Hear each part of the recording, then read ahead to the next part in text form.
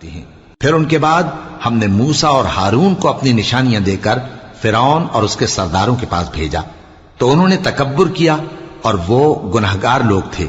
تو جب ان کے پاس ہمارے ہاں سے حق آیا تو کہنے لگے کہ یہ تو کھلا جادو ہے۔ موسیٰ نے کہا، کیا تم حق کے بارے میں جب وہ تمہارے پاس آیا یہ کہتے ہو کہ یہ جادو ہے؟ حالانکہ جادوگر فلاں نہیں پانی کے۔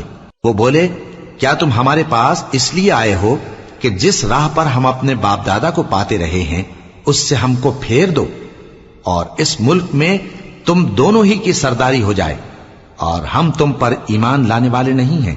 اور فرعون نے حکم دیا کہ سب کامل فن جادوگروں کو ہمارے پاس لے آؤ۔ چنانچہ جب جادوگر آئے تو موسیٰ نے ان سے کہا کہ جو تم کو ڈالنا ہو ڈالو۔ پھر جب انہوں نے اپنی رسیوں اور لاٹھیوں کو ڈالا تو موسیٰ نے کہا کہ جو چیزیں تم بنا کر لائے ہو جادو ہے، اللہ اس کو ابھی نیست و نابود کر دے گا۔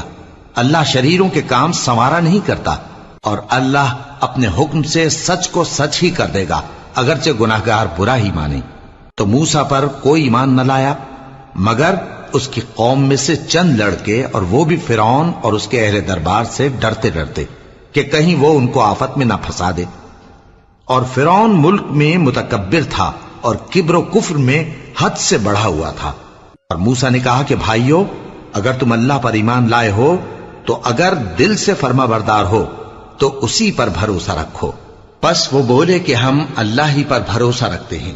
اے ہمارے پروردگار، ہم کو ظالم لوگوں کے ہاتھ سے آزمائش میں نہ ڈال، اور اپنی رحمت سے ہمیں قوم کفار سے نجات بخش۔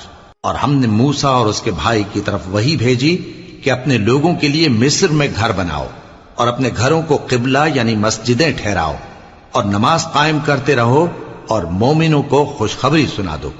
اور موسیٰ نے کہا کہ اے ہمارے پروردگار، تو نے فرعون اور اس کے سرداروں کو دنیا کی زندگی میں بارونق ساز و سامان اور مال و زر دے رکھا ہے، اے پروردگار کیا اسی لیے کہ وہ تیرے رستے سے گمراہ کر دیں؟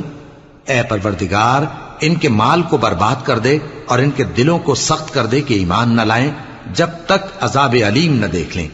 اللہ نے فرمایا کہ تمہاری دعا قبول کر لی گئی، تو تم ثابت قدم رہنا اور بے عقلوں کے رستے پر نہ چلنا۔